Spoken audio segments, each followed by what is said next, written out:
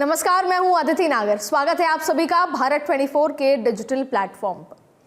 आज feel the thrill में एक बार फिर हम बात तो ट्रंप पे ही करेंगे, लेकिन आज कोशिश करेंगे कि एंगल अलग हो, लैंडस्केप अलग हो, और क्योंकि तमाम तरीके के डेवलपमेंट आ चुके हैं। ग्रीनलैंड को लेकर थोड़ा सा रुख उनका बदला है, लेकिन वेस्टर्न कंट्री के साथ यूएस का जो रिफ्ट चल रहा है उस पर बात करेंगे। साथ में बात करेंगे कि जो ये अपने तरह का यूएन, डुप्लीकेट यूएन बनाने की जो कोशिश है बोर्ड ऑफ पीस की, उसके पीछे की क्या रणनीति है। क्या अपने रिटायरमेंट प्लान को तैयार कर रहे हैं ट्रंप। इसके साथ साथ अगर मैं हाँ बोलूं तो तुम्हें हाँ बोलनी है, और अगर मैं ना बोलूं तो तुम्हें ना बोलनी है। और इसी बीच में एक असमंजस में पाकिस्तान भी फंस चुका है। भारत अभी भी चुप नजर आ रहा है। तो क्या कुछ हुआ डाबोस में, उससे लेकर सारी एबीसीडी आज हम डिकोड करेंगे अपने फील द थ्रिल में। मैं स्वागत करती हूं, मेरे साथ तमाम गणमान्य गेस्ट मौजूद हैं। आप तीनों का बहुत बहुत स्वागत है। हम तीनों से इन तमाम इंटरनेशनल अभी जो चल रहा है उस पर पूरी बात अलग तरीके से समझेंगे। मेरे साथ डॉक्टर सुनील कौशिक साहब हैं, सीनियर जर्नलिस्ट हैं, आपका बहुत बहुत स्वागत है। ग्रुप कैप्टन यूके देबनाथ जी हैं, डिफेंस एक्सपर्ट भी हैं, आपका बहुत बहुत स्वागत है। और doctor Sandeep Yadav, professor DU हैं, आपका भी बहुत बहुत स्वागत है। सबसे पहले देबनाथ साहब, अब बात ट्रंप साहब ने कहा कि भाई ग्रीनलैंड तो मुझे चाहिए, लेकिन हाँ मैं मिलिट्री फोर्स यानी उंगली टेढ़ी नहीं करूंगा। कल तक वो टेढ़ी कर रहे थे, अब वो टेढ़ी नहीं करेंगे, और वो कह रहे हैं कि वो तो हमारा हक है। अब अच्छा ये है कि बातचीत से मामला सुलझ जाए, मैं मिलिट्री प्रेशर भी नहीं करूंगा, मिलिट्री फोर्स भी नहीं भेजूंगा। ये यू टर्न कैसा? कल तक तो वो कॉलर पकड़ने वाली स्थिति में थे और आज एकदम थोड़ा साइलेंट। हालांकि मोस्ट अनप्रेडिक्टेबल मैन है, कुछ भी कह सकते हैं, कल कुछ और कह देंगे। अदिति, मोस्ट अनप्रेडिक्टेबल ये उनका रंग है, मैनेजमेंट टेक्निक है। मैं एयरफोर्स में था, हमेशा हमें सिखाया गया कि दुश्मन को पता नहीं लगना चाहिए कि आपका अगला कदम क्या होगा। आप दाएं जाएंगे बाएं जाएंगे, पता नहीं होना चाहिए दुश्मन को। पहले उसको थोड़ा सा पीछे धक्का दे दो, कुछ ऐसे करके, ताकि वो घबरा जाए, सक पका जाए। अब उन्होंने कहा मैं ग्रीनलैंड पर फौज भेजकर कब्जा कर लूंगा। हम सबको मालूम था, जितने भी डिप्लोमेट्स हैं, पॉलिटिशियंस हैं, मिलिट्री मैन हैं, सबको मालूम था कि ये उनकी दूसरों को यानी डेनमार्क को बैकफुट में डालने का एक तरीका था। फिर देखिए 4 दिन से उन्होंने कितनी अच्छी तरह से अपने को लिया है कि मैं ग्रीनलैंड को खरीद लूंगा। हमें भूलना नहीं चाहिए, अमेरिका में तो ये टेक्निक पुरानी है, सदियों साल। आज से 150 साल पहले अमेरिका ने अलास्का को पैसे देके खरीद लिया था रूस से। ल्यूजियाना अमेरिका का स्टेट है, विशाल, उसको भी अमेरिका ने पैसे देके फ्रांस से खरीदा था आज से 200 साल पहले। पुराना टेक्निक है। वर्जिन आइलैंड्स अमेरिका ने पैसे देके स्पेन से खरीद लिया था। तो वो पुराने हथियार गृह से पुराना तीर निकालकर छोड़ रहे, खरीद लो। अच्छा, एक और चीज बताऊं, खरीदेंगे तो तब जब डेनमार्क बेचने के लिए राजी हो। अब इन्होंने चतुराई से क्या किया, कल रात से क्या बोल रहे हैं, इनको पता लग गया कि डेनमार्क बेचेगा नहीं, क्योंकि फिर यूरोपियन यूनियन में, नेटो के दूसरे देशों में थू हो जाएगी। डेनमार्क की तो सरकार ही गिर जाएगी अगर वो बेच देगी तो ग्रीनलैंड को। तो अब ये क्या, तीसरा पैंतरा जो कि काम करेगा, वेनेजुएला में काम कर गया। अब इन्होंने वहां पर अपने CIA के एजेंट्स को छोड़ दिया है कि ग्रीनलैंड में जो 65,000 लोग हैं, इनमें से जो पॉलिटिशियंस हैं, टॉप लीडर्स हैं, एडमिनिस्ट्रेटर्स हैं, सबसे बड़ी बात है ग्रीनलैंड में जो उनकी पॉपुलेशन में इन्फ्लुएंसर्स हैं, उनको पकड़ो और ग्रीनलैंड में ही आस्ते आस्ते एक माहौल तैयार करो कि यह लोग एक वोटिंग करके अमेरिका से जुड़ने के लिए तैयार हो जाएं। जैसे हम बोलते हैं ना प्लेबिसाइट, तो ऐसा माहौल तैयार करो कि ग्रीनलैंड की, बाय द वे ग्रीनलैंड को थोड़ी सी ऑटोनॉमी दी हुई है डेनमार्क की सरकार ने, कि वहीं पे एक प्लेबिसाइट जैसा करा लो। ग्रीनलैंड में ही 65,000 लोग वोट देंगे, उसमें से 40,000 लोग ऐसा वोट देंगे कि वह अमेरिका ज्वाइन करना चाहते हैं। Master stroke. देबनाथ साहब कह रहे हैं, क्या ऐसी स्थिति उत्पन्न हो सकती है कि खुद ग्रीनलैंड पैरों से चल के गोद में बैठ जाए अमेरिका के? ऐसी स्थिति लग रही है आपको? देखो, मुझे तो अदिति नहीं लग रहा, क्योंकि अंतर्राष्ट्रीय जो परिदृश्य आप देख रहे हैं इस समय, यूरोपीय देश हो चाहे नाटो हो, यूरोपीय देश की क्या भूमिका रही 70 के दशक से आप देखेंगे लगभग अब तक अमेरिका के साथ यूरोपीय देश खड़े हुए थे। सोवियत संघ को तोड़ने में किसकी भूमिका रही? सब भूल गया अमेरिका। फ्रांस के साथ क्या स्थिति थी, इंग्लैंड के साथ क्या स्थिति थी, हम तो बहुत नीचे आ रहे हैं। जो देश हमेशा अमेरिका के साथ कदम से कदम मिला के गलत सही जो भी निर्णय लिया उसके साथ खड़े रहे। अंतर्राष्ट्रीय संस्थाएं जितनी भी बनी, किसने बनाई और उन्होंने किस तरीके से कार्य किया, ये सब लोग जानते हैं। आज जो बोर्ड ऑफ पीस उन्होंने बनाया, उसका मकसद क्या है? संयुक्त राष्ट्र परिषद ने का गठन किस वजह से हुआ और कितना उसने क्रियान्वयन किया, ये सब लोग हम जानते हैं। तो जब हम इस सब पे पूरा थोड़ा थोड़ा सा नज़र डालेंगे तो अमेरिका के बारे में सब समझ में आ जाएगा। ट्रंप आज खुल के खेल रहे हैं। अन्य राष्ट्रपति जो देव सर बता रहे थे कि बहुत कूटनीतिक तरीके से चालें चली जाती हैं जहाँ तक कि दुश्मन को न पता चले, वो सब अमेरिका करता आया। वो ट्रंप साहब खुल्लम खुल्ला कर रहे हैं। वाशिंगटन पोस्ट की आप रिपोर्ट देखिए कि पहले कार्यकाल में 3753 बार झूठ बोला एक राष्ट्रपति ने। कम है क्या? एक आवाज। अच्छा, दूसरी चीज आप देखिए, आजकल व्हाइट हाउस से कोई प्रेस कॉन्फ्रेंस हो रही है क्या?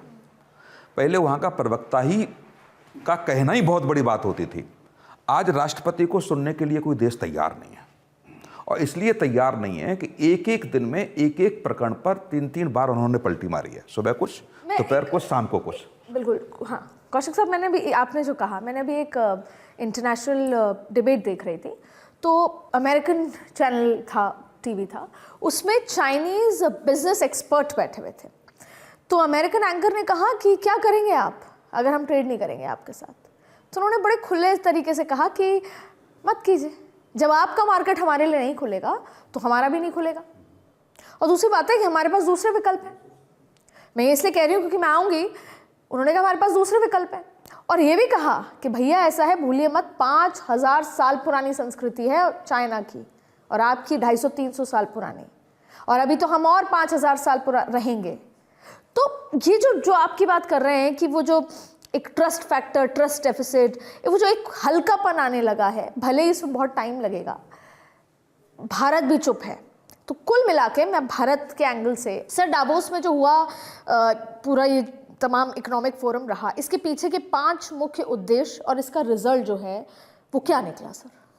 रिजल्ट तो अभी मैंने उस तरह से तो नहीं कहा जा सकता, असेसमेंट इस तरह से चल रहा है, लेकिन दावोस हाइलाइट्स तो अभी 2-3 वीडियोस जो वायरल हो रहे हैं उसमें आपने देखा गीता गोपीनाथ का, वो कह रही हैं कि भारत में पोल्यूशन एक बहुत बड़ा एक समस्या है। और एक्चुअली जब आपकी जो इकोनॉमिक पॉलिसीज़ है ना, इफ़ेक्टिव तभी हो पाएंगी जो आपके स्ट्रक्चरल प्रॉब्लम्स जो हैं वो मैंने एक तरह से उसका निवारण हो, या वो एक तरह से उसको ठीक से देखा जाए, उसको केयर किया जाए। तो वो कह रहे हैं कि 18% मौतें जो हैं वो पोल्यूशन से हो रही हैं। उनका आंकड़ा है, ये पूरा सोशल मीडिया पे वायरल हो रहा है। दूसरा मसला जो है वो है रघुराम राजन का। उन्होंने साफ साफ कहा कि अमेरिका ने टैरिफ पाकिस्तान पर लगाया 18 से 19%, भारत पर लगाया 50%, और हम क्लेम कर रहे हैं कि हमारी अमेरिका से दोस्ती है और उसके बावजूद इस किस तरह का टैरिफ है। बात बात पे वो कहते हैं कि हम 500% का टैरिफ लगा देंगे। तो इंडिया को क्या है कि एक स्टैंड लेना होगा क्लियर कट, क्योंकि जिस तरह से जो अमेरिका के साथ भारत का व्यापार है, बहुत बड़ा व्यापार है, हम उनको बहुत एक्सपोर्ट करते हैं और इंपोर्ट बहुत कम नाम मात्र का करते हैं। इनफैक्ट हम चाइना से बहुत ज़्यादा इंपोर्ट करते हैं, एक्सपोर्ट एकदम नहीं करते हैं, क्योंकि हमारे सामान की उधर डिमांड नहीं है। लेकिन अमेरिका में हमारा, जैसे आप देखिए, चाहे वो जेम्स एंड ज्वेलरी हो, चाहे टेक्सटाइल्स हो, चाहे इलेक्ट्रॉनिक्स हो, चाहे वो और भी चीज़ें हों, ये जो चीज़ें हैं वो हम उनको बहुत बेचते हैं। जैसे आप एक छोटा सा एग्जांपल लीजिए प्रॉन मछली का, भारत उसका एक बड़ा एक्सपोर्टर है अमेरिका को। अब दिक्कत यह है कि एक्चुअली अमेरिका में जब टैरिफ्स बढ़ा दिए हैं 50%, तो हमारा सामान महंगा हो गया है। स्वाभाविक है कि अमेरिका का जो व्यक्ति है वो खरीदेगा कम, डिमांड कम हो गई है। तो हमारा जो बहुत सारा माल है, चाहे वो प्रॉन का हो और बाकी चीज़ें, वो रसिया जैसे मार्केट में, तो रसिया मार्केट कितना है, 12 करोड़ की आबादी है, छोटा सा देश है। अमेरिका 34 करोड़ की आबादी है, ज़्यादा ही होगी, और दुनिया के 33% 34% के आसपास, 33% के आसपास धनी लोग रहते हैं अमेरिका में। अमेरिका एक बड़ी इकोनॉमी है, तो वो कहीं ना कहीं उसको प्रभावित कर रही है। अब इस पर जो हमारे लोग गए हुए हैं, अभी कई सारी चीज़ें निकल के आ रही हैं। हेमंत बिस्वा शर्मा का इंटरव्यू चल रहा है कि नहीं, आसाम के लिए बहुत किया है, तो ये तो अभी 1-2 दिन बाद ही चीज़ें स्पष्ट होंगी। लेकिन भारत की जो चुनौतियाँ हैं वो साफ दिखाई दे रही हैं, क्योंकि अमेरिका के टैरिफ लगाने से 18 से 19% हमारा जो व्यापार है वो प्रभावित हुआ है, एक्सपोर्ट का। देवनाथ सर, मैं एक बार व्यापार पे आऊँगी, पूरा डिटेल बात करेंगे, लेकिन उससे पहले मैं ये समझना चाहती हूँ, एक बहुत इम्पॉर्टेंट बयान जो है वो 140 करोड़ या 130 करोड़ लोग, जब से SIR चला है तो बार बार ये कहा जा रहा है 140 से 130 पे आ गए। तो ये जो 130 करोड़ लोगों का एक मनोबल बड़ा सडनली, वो मनोबल ये था कि जब यूरोपियन यूनियन के प्रेसिडेंट हैं, वो 26 जनवरी को पार्टिसिपेट भी कर रही हैं, उन्होंने कहा कि भारत को अब आप ऑप्शनल मत देखिए, वो ज़रूरत है, पहला। दूसरा ये कहा कि अनप्रेसिडेंटेड एक लैंडमार्क डील होने जा रही है। अगर यूरोपियन यूनियन की भारत से डील हो जाती है तो ये प्रेशर क्रिएट होगा US पर। डेफिनेटली। देखो, यूरोप के जो लोग हैं, यूरोपियन यूनियन की मैं बात कर रहा हूँ, नेटो की बात नहीं कर रहा, यूरोपियन यूनियन की बात करता हूँ, वो अपने को अमेरिका के चुंगल से निकालना चाहते हैं। जाएं तो कहाँ जाएं? क्या रूस के तरफ झुकना या रूस की तरफ सरकना ऑप्शन है? शायद वो फिलहाल नहीं है। जबकि देखो, यूरोपियन यूनियन भी एक साथ नहीं है। जो पूर्वी यूरोप के देश हैं, जो कि पहले वार्सा पैक्ट में थे, वो अभी भी चाहते हैं कि रूस के साथ व्यापार हो, लेकिन यूरोपियन यूनियन का जो सेंट्रल पॉलिसी है अभी रूस के लिए काबिल नहीं है। तो उनको दुनिया में मार्केट ढूंढना है। अभी हम एक्सपोर्ट और इंपोर्ट की बात कर रहे थे, तो जाहिर बात है यूरोप किसको एक्सपोर्ट करेगा? अफ्रीका को। अफ्रीका के लोगों की क्रय शक्ति, परचेजिंग पावर इतनी नहीं है। साउथ ईस्ट एशिया के देशों को देखिए, साउथ ईस्ट एशिया देशों को यूरोप किस लिए एक्सपोर्ट नहीं कर पा रहा? क्योंकि साउथ ईस्ट एशिया के जो देश हैं उनके मार्केट के ऊपर चाइना ने कैप्चर किया हुआ है। तो यूरोप अगर एक गुब्बारा बनाएगा और उसको बेचने की कोशिश करेगा सिंगापुर में, नहीं बिकेगा, क्योंकि चाइना ने ऑलरेडी 1 लाख गुब्बारे सस्ते वाले सुंदर रंग करके सिंगापुर में बेच रहा है 10-10 पैसे में। तो यूरोप को कैसा एक मार्केट चाहिए जो कि हिंदुस्तान उस रिक्वायरमेंट को फुलफिल करता है? देखो, हमें चाहिए हाईटेक इक्विपमेंट, हमें चाहिए मशीनरी, हमें चाहिए कैपिटल मशीनरी। हम यूरोप से क्या आयात करेंगे? Higher level goods, lathes, CNC lathe. क्यों? हम उनका इस्तेमाल करके भारत में दूसरी मशीनें बनाएंगे। यूरोप के लिए भारत एक मैच्योर मार्केट है। क्यों? हमारी परचेजिंग पावर है। चाहे हम आम आदमी की बात करें या हमारे यहाँ इंडस्ट्रियल हाउसेस की बात करें, या शायद भारत सरकार के जो अलग अलग उपक्रम हैं, हमारी डिफेंस POCs, PSCs, यह यूरोप से खरीद सकती हैं। यूरोप को भी उतना ही फायदा है। यूरोप और पूरा देश एक विकल्प देख रहा है। कौशिक साहब, एक बात बताइए, जब एक तरफ अमेरिका को लेकर एक ये माहौल तो है ही अनप्रिडिक्टेबल वाला, लेकिन वो ऐसी बात है कि उसके बिना भी कुछ नहीं हो सकता, माहौल क्रिएट हो चुका है। मेरा सवाल आपसे ये है कि ऐसे में भारत की जो ये साइलेंट वाली पॉलिसी जो है, एक धड़ा ये मानता है कि एकदम ठीक है, जब समय आने पे जवाब दिया जाएगा। इतनी बार कभी टैरिफ की बात हो गई, कभी हमने वॉर रुकवा दी हो गया, कभी तमाम तरीके की चीज़ स्लैश होने के बाद भी भारत चुप है। लेकिन भारत ने बोर्ड ऑफ पीस साइन नहीं किया। इससे भी मिर्ची लगेगी ट्रम्प साहब को, उनको तो है कि साइन करो। उधर जब सबसे इम्पोर्टेंट बात, जब उनको ये बोला गया कि एक जर्नलिस्ट ने कि Mister Trump, I am from India, तो उन्होंने कहा वो your prime minister is my good friend and regarding deal it's going to be very fantastic soon. तो ये जो चल रहा है, भारत की जो चुप होने वाली पॉलिसी है, इसको कैसे देखते हैं? देखिए, अभी जब कभी तो चुप्पी तोड़नी पड़ेगी। देखिए, टैरिफ की जब घोषणा की, टैरिफ की घोषणा के बाद हमने क्या उत्तर दिया? हमने दिया कि दूसरे देशों में हमने जो इम्पोर्ट की व्यवस्था थी वो बढ़ाने का प्रयास किया, और उसमें बहुत ज़्यादा दिक्कत नहीं आई। दिक्कत भले ही नहीं आई हो सर, लेकिन बहुत ज़्यादा इजाफा भी कहाँ हुआ? हमारा डोमेस्टिक ने भले ही हमें संभाल लिया, लेकिन इम्पोर्ट तो इशू रहा ही हमारा। लेकिन जब टैरिफ लगाया गया तो अंतर्राष्ट्रीय मीडिया में ये चर्चा थी कि बहुत स्थिति खराब भारत की हो जाएगी, उथल पुथल होगी, ठीक है कि नहीं, इकोनॉमी बिल्कुल नीचे चली जाएगी। नहीं गई ना। जितना अंदेशा अमेरिका के लोग लगा रहे थे, उस पर आके तो हम नहीं रुके। नहीं रुके। ठीक, तो ये तो भी अमेरिका की समझ में आ गया कि निश्चित तौर से कि जिस दबाव में हम लेना चाहते थे उस दबाव का बहुत ज़्यादा प्रभाव भारत पर नहीं पड़ा, बहुत सीधी सीधी भाषा में। लेकिन ये भी एक सत्य है कि हम इंपोर्ट अंतर्राष्ट्रीय स्तर पर देखें तो सबसे ज़्यादा अमेरिका को करते हैं। तो अब लड़के तो कुछ होगा नहीं। यदि वो साइलेंट रह करके और संयमित होकर के यदि जवाब दिया जा रहा है तो इससे अच्छी कौन सी बात है। यदि अमेरिका के राष्ट्रपति कुछ कहते हैं और उसका जवाब हम यहाँ का फॉरेन सेक्रेटरी दे प्रेस कॉन्फ्रेंस करके, इससे बड़ी बेइज्जती क्या हो सकती है। ये उनकी समझ में आए तो अच्छी बात है। यदि व्हाइट हाउस का प्रवक्ता, मुझे बहुत अच्छे से याद है कि कुछ बोलते थे तो कई राष्ट्राध्यक्ष उसका जवाब देते थे। ठीक, अब वो नहीं है। तो फिर अब अमेरिका का राष्ट्रपति बोल रहा है और हमारे देश का फॉरेन सेक्रेटरी बोल रहा है। हम पूरा देश में चाहूंगी ओपन चर्चा है अब। जी। पूरा देश क्या वेट कर रहा है कि 3 साल ट्रम्प जाए और वापस से चीजें सामान्य हो, या विकल्प ही मान के चल रहा है। देखिए चीजें, जैसे मैं इन डोमेस्टिक पॉलिटिक्स की बात करूं तो यूपीए 1 अच्छे से चला। यूपीए 1 जब खत्म हो रहा था तब करप्शन और इग्नोरेंस शुरू हो गई थी। जब यूपीए 2 आया तो उस 5 साल में बहुत बुरे हालात थे, करप्शन, इग्नोरेंस, कोई जवाबदेही नहीं, और आपने देखा नतीजा क्या हुआ। और आज तक यूपीए 1 के सारे सदस्य उभर ही नहीं पाए हैं उस तरीके से। उसी लिहाज में हमें भले ही लग रहा है कि मजबूत है, पर जो ये अमेरिका ने अनप्रेडिक्टेबल, मतलब अपने जो सबसे बेस्ट फ्रेंड थे वेस्टर्न वर्ल्ड, उससे भी पंगा जो ले लिया उन्होंने, अपने जो भी सेल्फ इंटरेस्ट जो भी है, तो ऐसे में हम सिर्फ ट्रंप के जाने का इंतजार कर रहे हैं या वास्तव में पूरी दुनिया विकल्प ढूंढ रही है और ये डाउन द लाइन 5-6 ईयर्स आपको बड़ा इंपैक्ट दिखेगा? In short, can we ignore America down the line 5 years? Never, नहीं कर सकते हैं।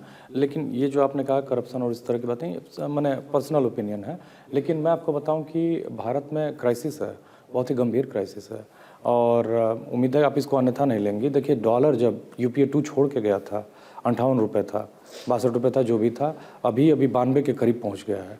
ये वर्ल्ड पॉलिटिक्स बदल गई है। नहीं, वर्ल्ड पॉलिटिक्स ही नहीं बदली है। तो आप देखिए वर्ल्ड, मैं कतई अन्यथा नहीं ले रही, मैं सिर्फ अपना आर्गुमेंट आपसे कर रही हूं। इसका कोई एक्सक्यूज ये नहीं है कि वर्ल्ड पॉलिटिक्स बदल गई। वो भी कहेंगे कि वर्ल्ड पॉलिटिक्स बदल गई है। मेरा ये कहने का मतलब है कि क्राइसिस में है, जॉबलेस ग्रोथ है, और आप ये देखिए कि डॉलर जो है ऐसे नहीं बढ़ रहा है। अब आप देखिए आपकी जो विदेश नीति है वो कहाँ समस्या में है। आप चाहे वो रसिया को लीजिए, चाहे वो आज पुतिन ने साफ साफ कहा है ग्रीनलैंड से मेरा कोई लेना देना नहीं। साफ स्टेटमेंट है, एक लाइन में, मेरा कोई लेना देना नहीं है। एकदम क्लियर स्टैंड है उनकी। तो हमारी क्लियर स्टैंड होनी चाहिए। अब आप देखिए जो हमारी विदेश नीति है उसमें ट्रंप एक बहुत बड़े समस्या के तौर पे आ गया। ये जो अभी आप उन्होंने गाजा पीस फोरम बनाया था ना, ये इसमें भारत का नाम दिया था और भारत ने उससे नाम वापस ले लिया है, क्योंकि उसमें उस कत्लेआम में जो गाजा में कर रहा है अमेरिका, बेसिकली इजराइल अमेरिका की सह पे ही कर रहा है, उसमें भारत शामिल नहीं होना चाहता था, क्योंकि भारत का संबंध मिडिल ईस्ट के देशों से भी बहुत तगड़ा रहा है। ईरान, जो ईरान के साथ अमेरिका प्लान कर रहा है करने का, ईरान हमारा एक बहुत बड़ा और बढ़िया एलाई रहा है मिडिल ईस्ट में, एक बढ़िया एलाई रहा है। कुछ न्यूक्लियर पावर्स हैं जिससे अमेरिका डरता है, जिसमें सबसे बड़ा उनका जो दुश्मन है, चाहे वो इकोनॉमिक लेवल पे हो, चाहे वो माने मिलिट्री फोर्स के लेवल पे, चाइना है, दूसरा रसिया है, तीसरा आपका नॉर्थ कोरिया है, चौथा ईरान है। ईरान को वो ठिकाना, उनको लग रहा है कि इनके पास न्यूक्लियर पावर है कि नहीं, वो तो आने वाले समय में पता चल जाएगा। लेकिन ट्रंप की जो विदेश नीति है वो बुली करने की है। बेसिकली ट्रंप एक बुली हैं।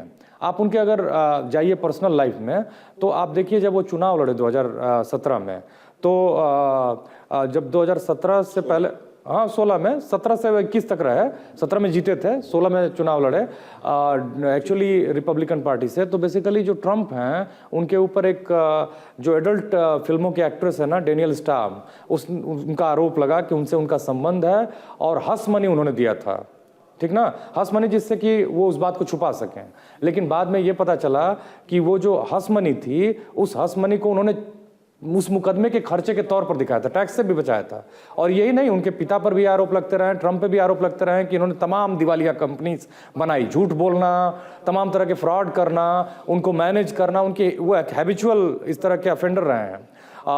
वो इस तरह से करते रहे, वो अब पूरी दुनिया पे वो मॉडल लागू कर रहे हैं। अमेरिका के भीतर उनका विरोध चल रहा है। उन्होंने जो इमिग्रेशन और कस्टम इमिग्रेशन एंड कस्टम की जो पुलिस बनाई है, इन्फोर्समेंट, जी मैं एक जमीन मिनट बता हत्या रहा नहीं है, हूँ, हाँ। एक मिनट कंप्लीट कर लूँ। अभी हाल ही में मिनेसोटा में एक लड़की रेनी गुड की हत्या कर दी उन पुलिस वालों ने। एक्चुअली भारत का संबंध एकदम अच्छा नहीं है। आप याद होगा 18,000 लोगों को डिपोर्ट कर चुके हैं वहाँ से। ये अच्छा संबंध नहीं है। जो लोग काम कर रहे थे, जो भारत के लोग काम कर रहे हैं, 1 से 2% लोग रहते हैं वहाँ पे भारतीय, जो वहाँ अमेरिका की इकोनॉमी में कंट्रीब्यूट कर रहे हैं। बहुत इंटेलिजेंट लोग और एक से एक बेहतरीन लोग हैं, और ऐसे काम करने वाले लोग हैं जो अमेरिका को मजबूत कर रहे हैं। वो भी डर में हैं कि जिस तरह की उनकी आइस पुलिस वहां पे घूम रही है, जिस तरह से लोगों से बिहेव कर रही है, एक अमेरिकन नागरिक को मार दिया। तो 18,000 लोगों को जैसे जिस स्थिति में भेजा गया, जैसे लगातार लोग आ रहे हैं, उनके साथ दुर्व्यवहार किया गया। देवराज जी तो कह रहे हैं कि ट्रम्प जो भी करते हैं सोच समझ के करते हैं। सोच समझ के करते होंगे, लेकिन ये जो बुली कर रहे हैं, इसका एक क्लियर स्टैंड होना चाहिए। भारत ने रूस के साथ एक उसका संबंध रहा है। चीन के विजिट पे भी गए थे प्रधानमंत्री, लगातार वो संपर्कों में हैं। ऐसे में देखिए, एक जिस तरह का काम कर रहे हैं ट्रम्प, उससे थर्ड वर्ल्ड वार का खतरा बढ़ रहा है। क्योंकि यूरोपियन यूनियन या फिर नाटो या इस तरह के जो देश हों, अगर ये यूनाइट होते हैं, इनको साथ मिलता है बाकी जो पावर्स हैं। चीन जो है कुछ स्टेटमेंट नहीं दिया है, वो चुपचाप ऑब्जर्व कर रहा है, और चीन एक पावर है 20 ट्रिलियन की इकोनॉमी के साथ साथ। तो ऐसी स्थिति में जो ट्रम्प समझ रहे हैं, वैसी स्थिति अमेरिका की है नहीं। सर ये जो कह रहे हैं, मैं क्लियरली ये समझना चाहती हूँ कि ट्रम्प जो कर रहे हैं सोच समझ के कर रहे हैं। भारत अभी चुप है। क्या ऐसा कुछ है कि भारत ये सोच रहा है कि ज़्यादा बोलेंगे टैरिफ लग जाएगा, नहीं बोलेंगे? अच्छा, भारत बोर्ड ऑफ मेंबर भी नहीं बना, बोर्ड ऑफ पीस भी नहीं बना, मेंबरशिप भी नहीं ली उसने। ओवरऑल हमें लगता है कि हम फंसे हुए हैं, विकल्प भी ढूंढ रहे हैं। रशिया के साथ भी हैं, कार डिप्लोमेसी भी करते हैं, हम एयरपोर्ट भी पहुंच जाते हैं यूएई के प्रेसिडेंट को लेने के लिए, हम रशिया के साथ भी अच्छे संबंध है, वो सब हम कर रहे हैं मैसेजिंग, पर हम चुप हैं। अदिति देखो, इसमें 2-3 शब्द बहुत अच्छे हैं। ट्रम्प की दादागिरी है क्या? हम जानते हैं भारत में भी, उत्तर भारत में दबंग होते हैं, तो मोहल्ले वालों को, गली कूचों के लोगों को पता लगता है कि जब दबंग सामने आए तो थोड़ी देर के लिए सरक जाओ वहाँ से। देखिए, ज़रूरी नहीं है, अंग्रेजी में एक कहावत है, to catch the bull by horn. भैंसा मेरी तरफ आ रहा है, ज़रूरी नहीं है कि मैं भैंसे को, एक पिक्चर थी बाहुबली, ड्रामेटिक सीन, ज़रूरत नहीं है कि हम हमेशा ऐसा करें। ऐसा मेरी तरफ चार्ज कर रहा है, शायद उसको किसी ने थोड़ा, तो एक तरफ हट जाना और भैंसे को जाने देना। Spanish bull fighting, bull charge करता है, बुल फाइटर क्या करता है? आस्ते से, बहुत सटीक तरीके से, सोफिस्टिकेटेड तरीके से बुल फाइटर एक तरफ हट जाता है, निकल जाता है। बाद में वो अपनी जेब से एक छोटा सा चक्कू आती है, निकालता है और बुल के पीठ पर लगाता है। ज़रूरत नहीं है कि हम अमेरिका से लड़ें। देखो, अमेरिका तो हमारे साथ शरारत कितनी बार कर चुका है। 1974 में हमने जब धमाका किया, 1971 में तो वो फ्लीट आ गई थी उनकी, 7th फ्लीट, उन्होंने हमें नाराज़ किया। 1998-99 में हमने जब धमाका किया था पोखरान में, उसके बाद उन्होंने बोला काटसा। असल में ईरान हमारा दोस्त है, उन्होंने ईरान काटसा या कुछ बोल के ना हमें काउंटरिंग अमेरिका से एडवर्सरी थ्रू सैंक्शंस, ईरान से दूर खरीद लिया। हमने हर बार उनसे जाके सिर टकराने की ज़रूरत नहीं की। क्यों? देखो, जब भी एडवर्सरी ज़्यादा ऑफेंसिव बन जाता है, मैं फिर से फ़ौज का इस्तेमाल, फ़ौज में हमें सिखाया जाता है, जब दुश्मन हमला करे तो आप रुक जाओ, साइड में हो जाओ, थोड़ा सा पीछे हो जाओ, और जब दुश्मन थक के सांस लेना शुरू करे तब आप दुश्मन पर चार्ज करो। तो हम अमेरिका को अपने तरीके से दिख रहे हैं। इसका मतलब ये नहीं कि हम अमेरिका को सहन कर रहे हैं, हम अमेरिका को मैनिपुलेट कर रहे हैं। कहना सीधा ये कि आप ये कहना चाह रहे हैं कि अमेरिका को थकाना चाहते हैं, इसलिए हम लोग सब, कई देश ऐसे सैटेलाइट की मुद्रा में हैं, जितना करना है कर लो, कोई लिमिट क्रॉस तो कब तक करेंगे आप, उस लिमिट को देखना चाहते हैं, उसके बाद देखा जाएगा। और मुझे लगता भी है जो देव सर कह रहे हैं कि निश्चित तौर से सहमत हूँ। 2026 के अंतिम समय में, जब दिसंबर 2026 में हम बैठे होंगे, तो एक नया फोरम अंतर्राष्ट्रीय स्तर पर जरूर मिलेगा आपको। सर कौन सा? ये बोर्ड ऑफ पीस? क्या ये जो डुप्लीकेसी ऑफ यूएन है, ट्रम्प कह रहे हैं कि नहीं मैं चाहता हूँ यूएन चले, यूएन को इतना भारी भरकम पैसा देना है अमेरिका को, जो कि वो दे नहीं रहे, यूएन को कमज़ोर कर रहा है, यूएन का हालांकि वो कमज़ोरी है। तो अभी अच्छा, आप तो मुझे ये उद्देश्य बता दीजिए कि ये जो बोर्ड ऑफ पीस है, इसका उद्देश्य क्या है? कोई उद्देश्य नहीं है। तो कहाँ है? संयुक्त राष्ट्र कुछ हो, संयुक्त राष्ट्र सुरक्षा परिषद को जिस तरीके से वो चलाते रहे, आप पिछले 3 साल से आप देख लीजिए, तमाम देशों ने इस फोरम पे कहा कि इसका कोई मतलब नहीं रह गया है, सुरक्षा परिषद का कोई मतलब नहीं रह गया। नहीं रह गया। ठीक, तो जब उनको देखा अमेरिकानों को, अब मुखर होकर धीरे धीरे लोग कहने लगे। हमारे देश ने भी कई बार कहा कि इसमें बदलाव की आवश्यकता है। सर एक बात बताइए, इतना बड़ा कांड हो जाता है वेनेजुएला में और सब यही कहते हैं कि नहीं होना नहीं चाहिए था। वेनेजुएला से पहले भी तो आप देखिए, तो आप फर्क क्या पड़ा? बताइए, जितने भी ट्रम्प के एक्शन में कहाँ ये हुआ कि अब ट्रम्प थोड़े बदल गए, चुप रहते हैं? उसमें आप देखिए कि जो पीस ऑफ बोर्ड बनाया, 35 देश आ गए कि नहीं आ गए साथ में। अब वो एक ऐसा फोरम बनाना चाह रहा है, जहां तक मैं समझ पा रहा हूं कि उसकी हाँ में हाँ करने वाले लोग। बिल्कुल। अब वो देश पाकिस्तान तो फंस गया ना सर, हाँ भी नहीं कर रहा है और ना भी नहीं कर सकता। पाकिस्तान भी तो आया नहीं। हमास वाला फैक्टर भी पाकिस्तान को पाकिस्तान के हालात पर छोड़ते हैं, जी। लेकिन पाकिस्तान में भी आप देखिए, यदि वहाँ की डिबेट्स आप देखेंगे और जो लोग वहाँ चर्चा कर रहे हैं, ये जो हम कह रहे हैं, जैसे आपने कहा कि वो फंस गया, वो वहाँ भी मान रहे हैं कि फंस गया।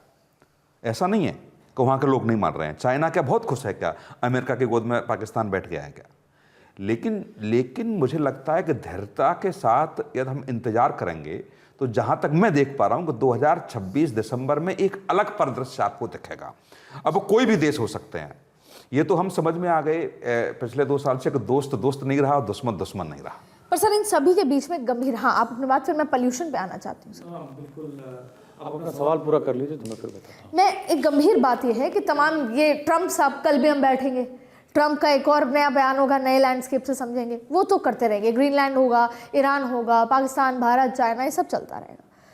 लेकिन बात यह है, एक जेनरिक बात यह है कि जब कई बार ऐसा होता है कोई बड़ी बीमारी है तो हम एक्सपर्ट्स बैठ के कहते हैं कि इसको ऐसे ट्रीट किया जा सकता है, इतिहास में एक बार ऐसा हुआ था तो ऐसे ट्रीट किया था, तो अब ऐसा कर सकते हैं।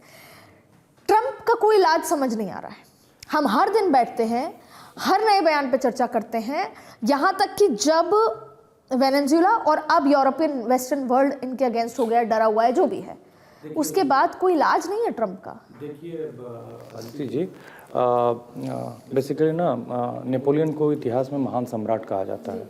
वो कहा करता था कि इतिहास और मैथमेटिक्स 2 बहुत ही महत्वपूर्ण सब्जेक्ट हैं, इसको जो पढ़ेगा जीवन में पीछे नहीं रहेगा। इतिहास इसलिए ज़रूरी है, आपने बहुत ही महत्वपूर्ण सवाल पूछा, क्योंकि वो सब ट्रेसेस देता है। पहली बात तो मैं ये बता दूं, जो पीस फोरम बनाया था ट्रम्प ने, वो वैसे ही था जैसे मान लीजिए आप स्कूल में पढ़ती रही होंगी या पढ़ती हैं, मान लीजिए अदिति, एक सिंसियर और इंटेलिजेंट क्लास में फर्स्ट आने वाली बच्ची हैं और कुछ क्लास के जो बैक बेंचर्स हैं वो सिनेमा देखने का प्लान बनाते हैं क्लास छोड़ के, और उसमें नाम अदिति का भी लिख लेते हैं। वही ट्रम्प ने किया था, भारत का नाम लिख लिया था। भारत ने कहा कि हटाओ, हम नहीं इसमें शामिल हैं, हम नहीं जाएंगे, क्योंकि हमारा नंबर कम हो जाएंगे, टीचर्स की नज़र में हम गिर जाएंगे और माँ बाप तक जाएगी खबर, तो ये खराब होंगे रिलेशंस। पहली बात तो ध्यान रखिए कि क्या करना चाहता है अमेरिका। ध्यान दीजिए, अमेरिका एक्चुअली ऐसे ही है जैसे कसाई एक बोर्ड बनाए और कहे कि हम चिकन वेलफेयर बोर्ड बना रहे हैं, हम यहाँ मुर्गियों की भलाई करेंगे, उनके भलाई के लिए काम करेंगे। बेसिकली वो अपना बेस बनाएगा गाजा पट्टी में, गाजा स्ट्रिप में, वहाँ सबसे बड़ी आबादी रहती है फ़लस्तीन की। फ़लस्तीन को अभी देश का दर्जा नहीं है अदिति जी, और जब आज़ादी मिली ना इसको, इजराइल को, उसके बाद से उसको देश का दर्जा तक नहीं है। वहाँ पे जाएगा, हमास को साफ करेगा, बेस बनाएगा, उसको आसपास के मिडिल ईस्ट के देशों को कंट्रोल करेगा, और लंबा उद्देश्य उसका ईरान को कंट्रोल करने का है। लेबनान हो, जॉर्डन हो, सीरिया हो, सारे देशों में, यमन हो, सब जगहों पे अस्थिरता है। तो ये वहाँ से बड़े बड़े होटल्स बना देगा समुद्र के किनारे, फिर वो बेचेगा। रियल एस्टेट का जो आदमी है यही सब काम करेगा, टूरिज्म में वहाँ तमाम तरह की चीज़ें, अट्रैक्शंस हैं। अच्छा, उस क्रिश्चियनिटी का, दुनिया का सबसे बड़ा रिलीजन है क्रिश्चियनिटी, और क्रिश्चियनिटी का जो सबसे पवित्र धर्मस्थल है वो उसी फ़लस्तीन में आता है, वो उसको बेचेगा। तो ये बहुत बड़ा प्लान है, लूटने का प्लान है। तो भारत ने उस लूटने के प्लान से अपने को अलग कर लिया, बधाई हो भारत को। इस सारी बात में आपने मुझे नॉस्टैल्जिक कर दिया। मैं ज़रूर अपना नाम नहीं कटवाती, मैं जाती फिल्म देखने। जोक्स अपार्ट, बात यह है कि आपने ये, इन शॉर्ट बात यह है कि शायद ट्रम्प अपने आप को इतिहास के पन्नों में दर्ज कराना चाहते हैं। दर्ज नहीं करना चाहते हैं ट्रम्प, वो चले भी जाएंगे, या तो ये चाहते हैं कि तीसरी बार वाला टेन्योर कैसे ना कैसे वो अप्रूव करा लेंगे, मैं तीसरी बार आऊँ। ट्रम्प देखिए बेसिकली बुली हैं, वो क्या चाहते हैं, वो टेस्ट करते हैं, वो चाहते हैं, डराते हैं, डराने के बाद अगर आप अड़ गए पीछे हट जाते हैं। अभी आपने देखिए उन्होंने ग्रीनलैंड किया, फिर लोगों ने जब एक माहौल बना कारनी का, वो धीरे से पीछे हट गए। मुझे देवनाथ की बात साइकोलॉजिकल अच्छी लगती है कि अमेरिका का इतिहास रहा है कि वो अनप्रेडिक्टेबल चीजें करता है, कि पहले डरा दो, फिर स्ट्रेस हो, यूटर्न ले लो, मतलब सामने वाले को पता ही ना चले कि कल क्या होगा। नहीं, लेकिन एक और बात है, अमेरिका के इतिहास में ये बहुत ही अभूतपूर्व घटना कि ट्रम्प जैसा व्यक्ति प्रेसिडेंट बना है। अमेरिका में ही वाशिंगटन थे, जॉर्ज वाशिंगटन थे, अमेरिका में ही अब्राहम लिंकन थे। ट्रंप के ऊपर नस्ल भेद के आरोप लगे हैं, गंभीर आरोप लगे हैं, स्त्रियों के उत्पीड़न के आरोप लगे हैं। ये दुर्भाग्य है उस देश का कि ट्रंप वहाँ पे जीत भी कहीं ना कहीं बहुत बड़ा फैक्टर है इसमें। Black versus white, black versus white का मतलब है कि वही उन्हीं ब्लैक लोगों को खरीदा और बेचा जाता था। व्हाइट सुप्रीमेसी के सेंटिमेंट्स को जगा के जीत के आए हैं ये, उसकी कीमत अमेरिका चुकाएगा, क्योंकि अमेरिका की जो आज गति है, अब क्या होगा कि डिस्ट्रस्ट बढ़ेगा। देखिए, मैं पोल्यूशन के मसले पे बात करना चाहता था, जल्दी से मैं कंप्लीट यही बात करूंगा। करना चाहती हूँ कि इंटरनेशनल में एक बात ही निकलकर जो आई है, इसको विपक्ष ने लपक लिया है।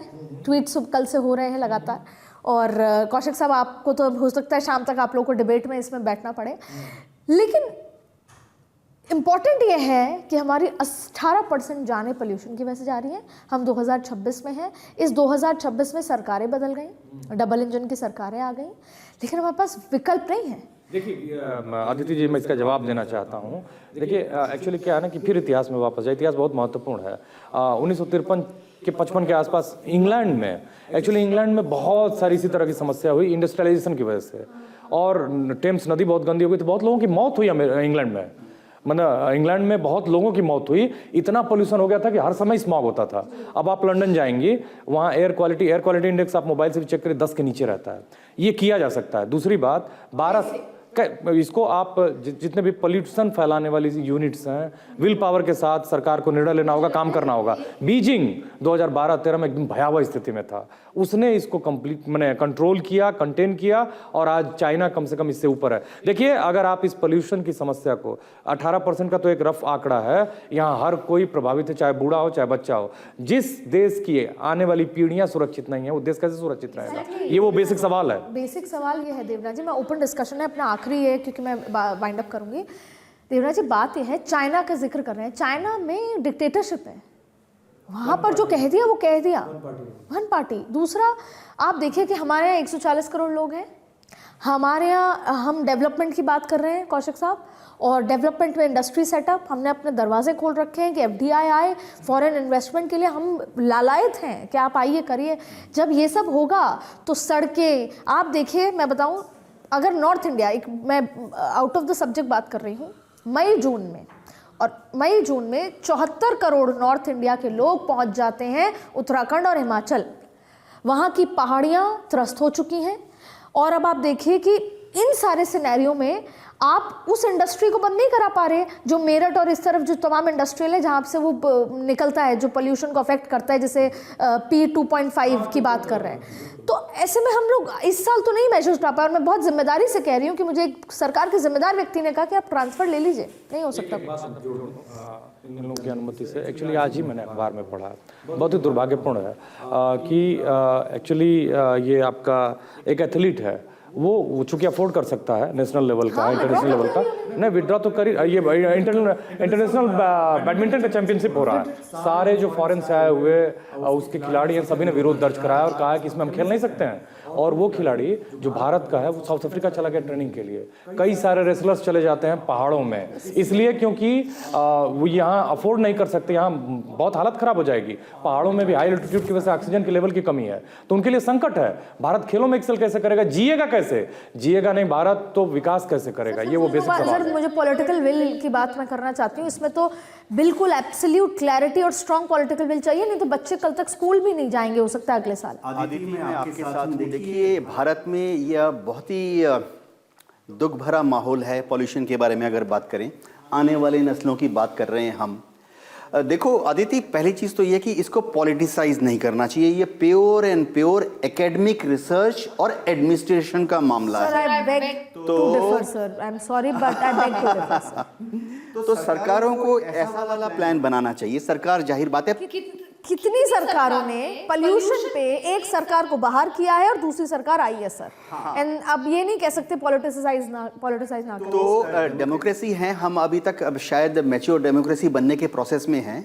देखो, इसको पॉलिटिसाइज नहीं करना चाहिए इन दी सेंस कि ऐसा मास्टर प्लान बनना चाहिए जो कि उभय पक्ष के लिए, पक्ष और विपक्ष के लिए वो लागू हो। अगर एक नियम आज बनता है कि पराली नहीं जलाई जाएगी और इसको इस तरह से काबू में लाना है, तो चाहे अभी की सरकार हो या 2029 की बाद की सरकार हो, दोनों को ही वो एडमिनिस्ट्रेटिव और साइंटिफिक फीडबैक को उसी तरह से कंटिन्यू करना चाहिए।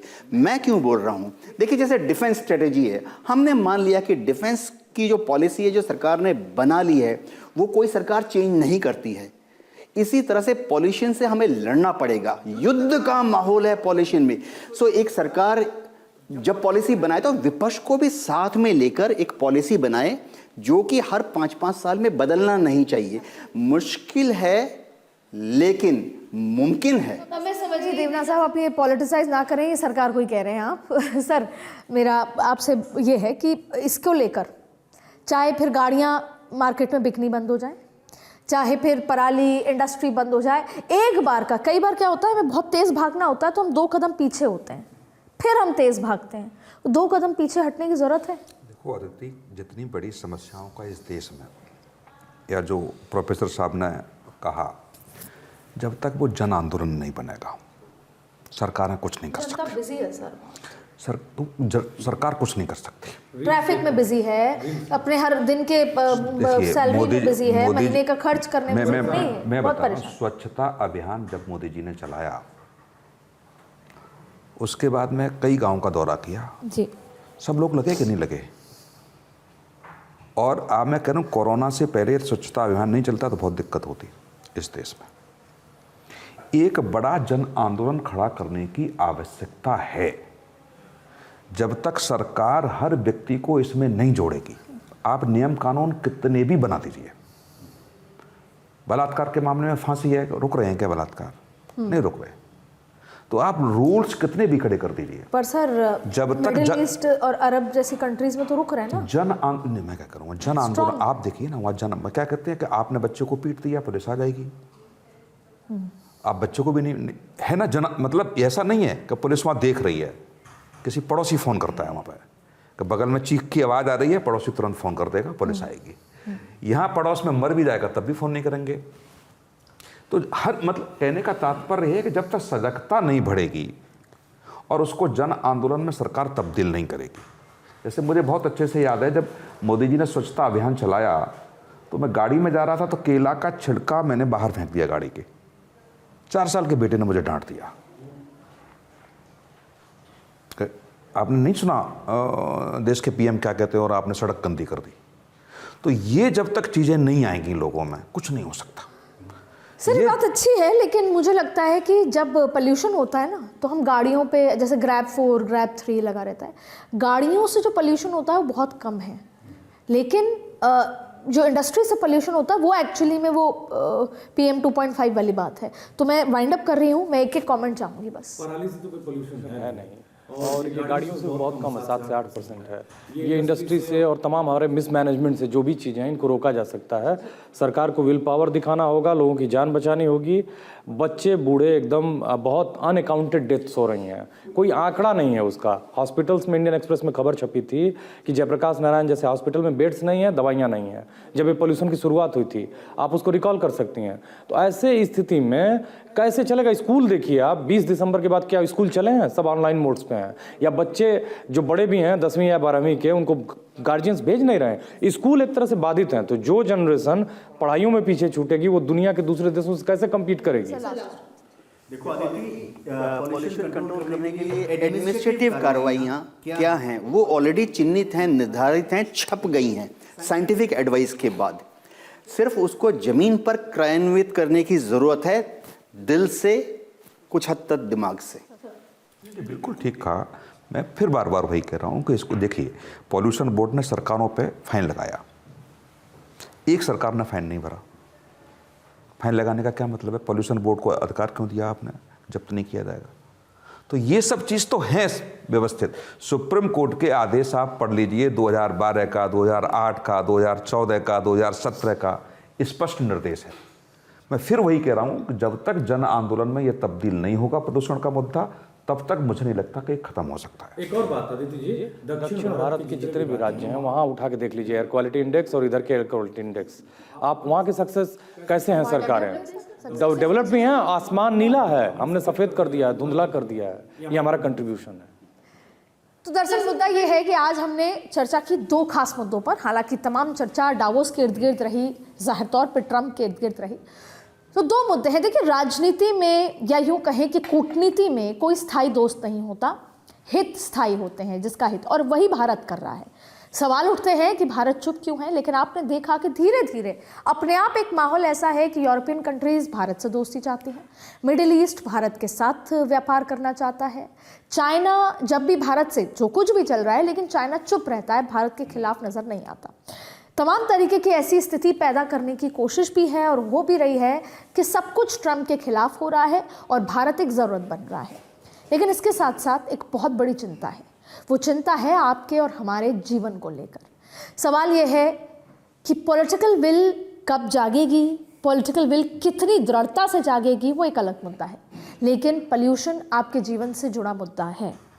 जब तक आपके अंदर वो गुस्सा नहीं आएगा, आपके अंदर अपने जीवन, अपने बच्चों के जीवन के लिए चिंता नहीं होगी, तब तक ये नहीं सुधर पाएगा।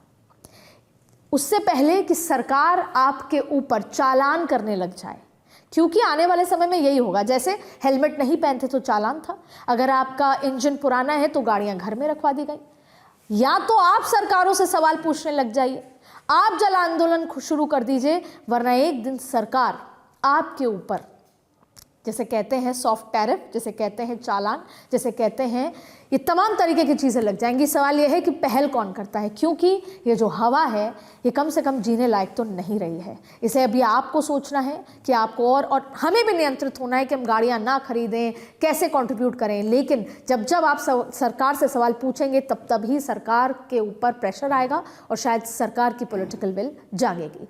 बहुत बहुत शुक्रिया हमारे साथ जुड़ने के लिए। अगली बार आप किस मुद्दे पर चर्चा चाहते हैं, आप प्लीज़ मुझे कमेंट ज़रूर कीजिएगा। आप सभी का इस चर्चा में जुड़ने के लिए बहुत बहुत शुक्रिया।